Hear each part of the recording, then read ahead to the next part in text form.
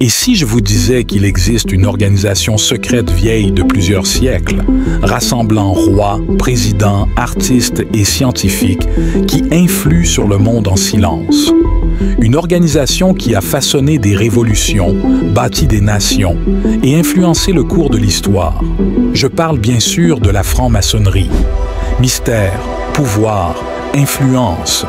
Mais que cache vraiment cette société secrète qui semble omniprésente? Dans cette vidéo, on explore les véritables origines, les idéologies et les œuvres de cette confrérie, souvent entourée de mystères et de théories du complot. Préparez-vous à découvrir l'invisible.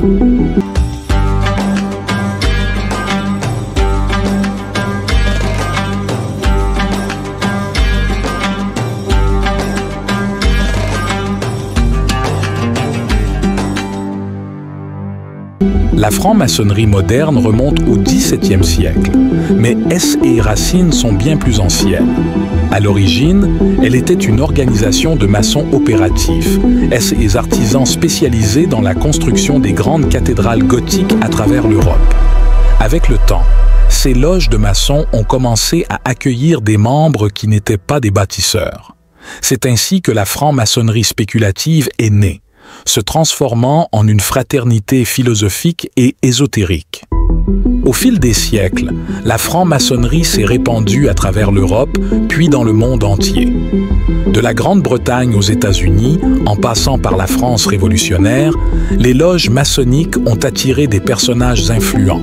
George Washington, Mozart, Voltaire et bien d'autres.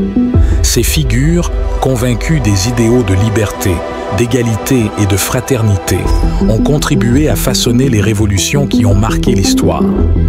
Mais quels sont les principes qui unissent les francs-maçons? Au cœur de leur idéologie, on retrouve des valeurs humanistes, la quête de la vérité, l'amélioration de soi et la promotion de la fraternité universelle. Pour cela, les francs-maçons utilisent des symboles empruntés à l'architecture, comme l'équerre et le compas, pour enseigner des leçons morales. Certaines loges sont religieuses, croyant en un grand architecte de l'univers, tandis que d'autres sont laïques, promouvant la liberté de penser. Mais ce n'est pas tout. Au-delà des symboles, la franc-maçonnerie s'engage dans des œuvres caritatives et sociales. À travers l'histoire, les loges ont contribué à la construction d'hôpitaux, d'écoles et d'œuvres de bienfaisance. Leur objectif, élever l'humanité à travers l'entraide et la charité. De nombreux francs-maçons ont également participé à la promotion de réformes sociales et politiques, influençant des événements tels que la Déclaration des droits de l'homme et du citoyen. Cependant, avec l'influence grandissante de la franc-maçonnerie, sont nées des théories du complot. Certains les accusent d'avoir une influence disproportionnée dans les sphères politiques et économiques. D'autres encore voient en eux les architectes d'un gouvernement mondial secret. Mais où se trouve la vérité? Ces accusations sont-elles fondées ou simplement le fruit de la méfiance envers l'inconnu?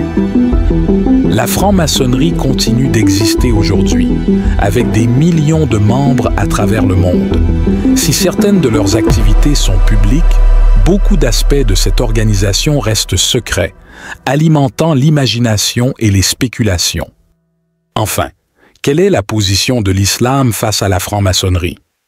Selon de nombreux savants musulmans, la franc-maçonnerie est perçue comme problématique pour plusieurs raisons. D'abord, son caractère secret et ésotérique soulève des inquiétudes. L'islam prône la transparence, la simplicité et l'adoration exclusive d'Allah, alors que certaines pratiques maçonniques peuvent être perçues comme ambiguës, voire incompatibles avec la foi islamique. De plus, le Coran met en garde contre l'allégeance à des groupes ou à des idéologies qui pourraient s'opposer à la souveraineté d'Allah. Dans la sourate Al-Maïda 5, 44, il est dit « Et quiconque ne juge pas d'après ce qu'Allah a fait descendre, ceux-là sont les mécréants. » Les musulmans doivent donc veiller à ne pas adhérer à des organisations dont les principes pourraient entrer en conflit avec les enseignements islamiques. Ainsi, de nombreux érudits considèrent que s'engager dans la franc-maçonnerie, avec ses idéaux universels et humanistes, peut éloigner les croyants des obligations religieuses fondamentales, car l'islam encourage à ne se soumettre qu'à Allah et à éviter toute forme d'association ou d'idéologie qui pourrait s'apparenter à une autre allégeance.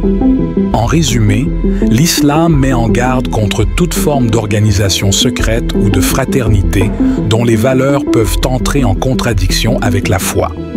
C'est pourquoi, pour de nombreux musulmans, la franc-maçonnerie n'est pas compatible avec les principes islamiques. Et vous, qu'en pensez-vous? Cette organisation secrète peut-elle coexister avec la foi islamique? Dites-le nous en commentaire. Merci d'avoir regardé cette vidéo et à très bientôt pour de nouveaux débats et explorations sur Élévation Ultime.